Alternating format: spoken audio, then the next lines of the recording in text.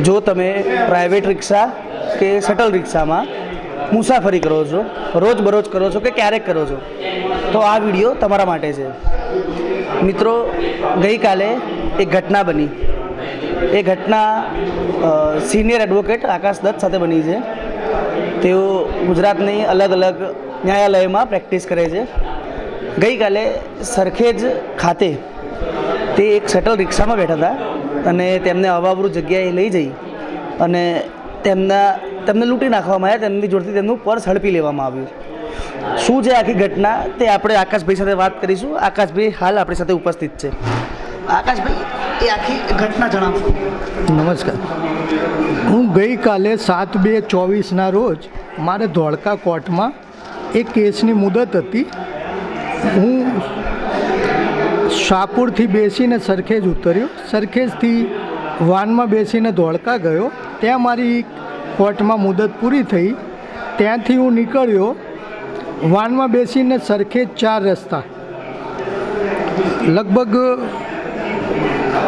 બપોરના 1:11 વાગે આવી ગયો. હું ત્યાંથી ચાલતા ચાલતા સરખેજ પોલીસ સ્ટેશનની બિલકુલ સામે MTSનું બસ સ્ટોપ છે ને ત્યાં ટિકિટનું સરખેજ સર્કલ તરીકેનું બૂથ છે. ત્યાં બસ અને શટલની રાહ જોતો હતો ભાઈ. તો થોડી ક્ષણોમાં એક રિક્ષાવાળો આવ્યો છે ને મને પૂછ્યું કે ક્યાં જવું છે. મેં કહ્યું મિર્ઝાપુર. તો કે આવો બેસી જાઓ. એમ કરીને હું સરખેજ પોલીસ સ્ટેશનની સામે આવેલ બસ સ્ટોપથી બેસી ગયો. ત્યાંથી રિક્ષા ચલાવી લઈ. એમાં 3 પાછળ બેઠેલા માણસો હતા ઈસમોને. એક રિક્ષા ચલાવતો હતો. એ પાત્રા સરખો દાઢીવાળોને એકદમ સ્માર્ટ લાગતો હતો. લાલ ને વાદળી દુપટ્ટાવાળી આખી ટી-શર્ટ જર્સી પહેરેલી હતી, પેન્ટ પહેરેલું હતું ને બહુ બોલ કરતો હતો ને ખભા ઉપર લાલ કલરનો ગુમછો નાખેલો હતો. એટલે હું બેસી ગયો મિર્ઝાપુર જવા. તો થોડી આગળ રિક્ષા ચાલી ને 3 પાછળના પેસેન્જરો બોલ્યા કે અમારે તો નારોલ જ જવું છે. એમ કરીને ડ્રાઈવરે અને 3 પેસેન્જરો, મને ખબર નહોતી કાંઈ એમના મળતિયાઓ છે કે કોણ છે કે પેસેન્જર છે. તો થોડે આગળ જઈ અંબટ ટાવરની પહેલાં મને એવી જગ્યાએ ઉતારી દીધી ત્યાં કોઈ વ્યક્તિ ના મળે, કોઈ અવર જવર નહોતી. ઉતારીને હું ઉતર્યો જેવો એ ક્ષણોમાં જ મારું પાછળના ખિસ્સામાં પેન્ટમાંથી પાકીટ ખેંચીને રિક્ષા ચલાવીને ચાલ્યા ગયા. તો હું હાથ ખિસ્સામાં જોતાં જ મને આઘાત લાગ્યો કે મારું પાકીટ આ રિક્ષાવાળો લઈને ગયો. હું થોડી ક્ષણ ઊભો ડગાઈ ગયો અને જોતો રહ્યો. પણ જેમ તેમ હિંમત કરી ને હું બીજી રિક્ષા શોધવા લાગ્યો, એમનો પીછો કરવા. તો એક રિક્ષાવાળો થોડી વારમાં આવ્યો. રિક્ષામાં બેસીને મને જે એમણે વાત કરેલી કે નારોલ જવાના છે આ 3 પેસેન્જર, તો છેક નારોલ સુધી હું ગયો પણ આ રિક્ષાવાળા કોઈ મને મળ્યા નહીં. તો હું પાછો ઉદાસ થઈને સરખેજ પોલીસ સ્ટેશન આવ્યો. ત્યાં મારા મિત્રોને ભાઈને ફોન કર્યા ને હું સરખેજ પોલીસ સ્ટેશન બેઠેલો હતો. ને આ ઘટનાની જાણ મેં ફરિયાદ રૂમમાં જઈ ત્યાં પૃથ્વીસિંહ કરીને ને એમની સાથે એક બીજા કોઈ પોલીસ કર્મચારી હતા જે સાદા ડ્રેસમાં હતા. પૃથ્વીસિંહ ભાઈનું નામ મને પછીથી જાણવા મળ્યું. મેં એક ઓળખીતાને ફોન કરાવ્યો કે ભાઈ આવી ઘટના બની તો તમે પોલીસને જાણ કરો, મારી ફરિયાદ લઈ લે કે મારી સાથે મારું પાકીટ તફડાવીને મારીને લઈ ગયા છે રિક્ષા ડ્રાઈવર. તો હું લગભગ 2:38 મિનિટે ત્યાં બેઠો હતો. તો પોલીસવાળા જે હાજર હતા ફરિયાદ રૂમમાં એમણે મને કહ્યું કે ભાઈ તમે બહાર જઈને બેસો. તો હું પોલીસ સ્ટેશનના બહાર સોફા ઉપર બેસી રહ્યો. ત્યાં એક સિનિયર સિટીઝન કાકા હતા મુસ્લિમ સમાજના. એમના ભાડવતને એમનો કંઈ ડખો ચાલતો હતો કે ભાડવત ઘર ખાલી નહોતા કરતા, એટલા માટે હું ત્યાં બેઠો. ઘણો સમય બેઠો. તો આશરે 3-3:30ના સુમારે આ બંને પોલીસ કર્મચારી બાઇક લઈને કોઈ ફાઇલ લઈને આ જે સિનિયર સિટીઝનના ઘરવાળાના કંઈ કામ માટે ગયા કે એમના કોઈ કામથી ગયા. પછી છેક 5:45 વાગે આવ્યા. ત્યાં સુધી PI સાહેબ શ્રી મકવાણા સાહેબ છે એમની ગાડી આવી. હું ત્યાં બહાર બાકરા ઉપર જ પોલીસ સ્ટેશનના બેઠો હતો. સાહેબ અંદર ગયા. એ પછી હું ફરી એમને ત્યાં બોલાવ્યો ગયો. ત્યાં મારા એક મુસાભાઈ કરીને મિત્ર એડવોકેટ છે હાઈકોર્ટના, એ આવી ગયા. એમણે અમને કહ્યું કે ભાઈ આ વકીલ સાહેબ છે અને એમનું આવું ઘટના બની તો તમે જરા જલ્દી કરો, એમને આટલો બધો સમય લીધો છે તમે ને હજુ સુધી ફરિયાદ કેમ નથી લીધી.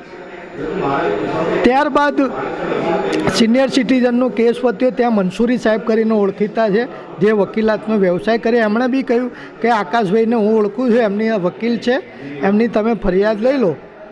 ત્યારબાદ થોડા સમય પછી લગભગ 6, 6:30 પછી 6:55ની આસપાસ કે 6:40 થયા હશે કે 6:30 થયા હશે, સમય ચોક્કસ યાદ નથી, ત્યારે મારી અંદર બોલાવી બેસાડ્યા મને. મારી સાથે મારા મિત્ર બી હતા, ભટ્ટ સાહેબ બેઠા. મારું નામ પૂછ્યું, મેં નામ બતાવ્યું કે મારું નામ દત્ત આકાશ નટવરલાલ છે, મારી ઉંમર 50 વર્ષ છે, હું વકીલાત કરું છું 23 વર્ષથી, ને હું શાહપુરમાં આ પોળમાં રહું છું, આ મારો ઘર નંબર છે.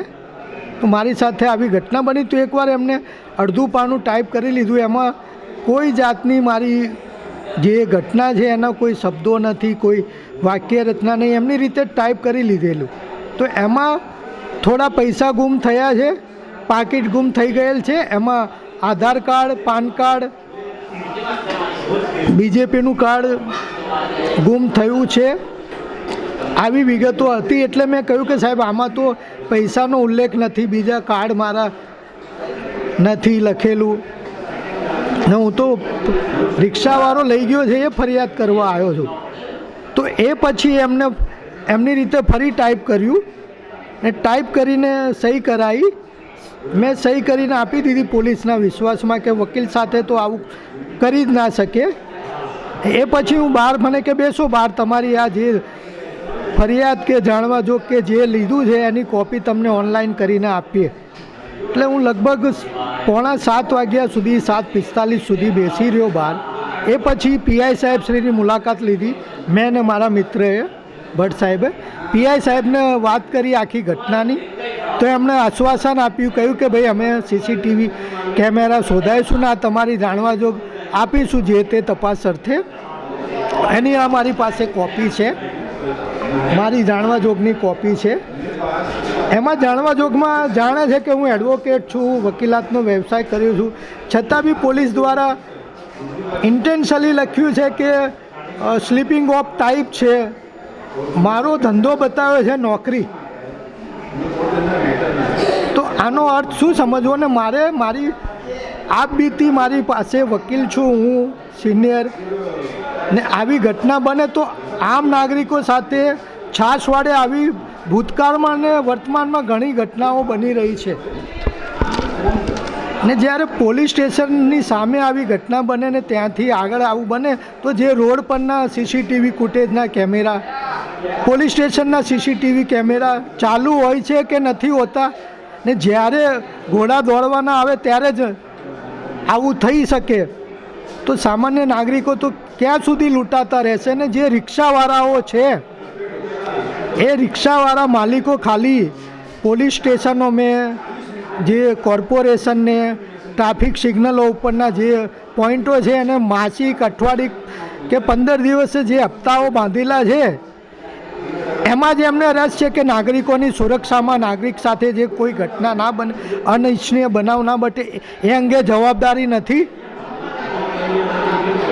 લેડીઝો સાથે આવું બને ને જ્યારે સીસીટીવી ફૂટેજ છે એ સામાન્ય નાગરિક વાહન ચલાવવા માટે ઘણા ભોગ બને છે તો ઘરે મહેમાન આવી જાય છે.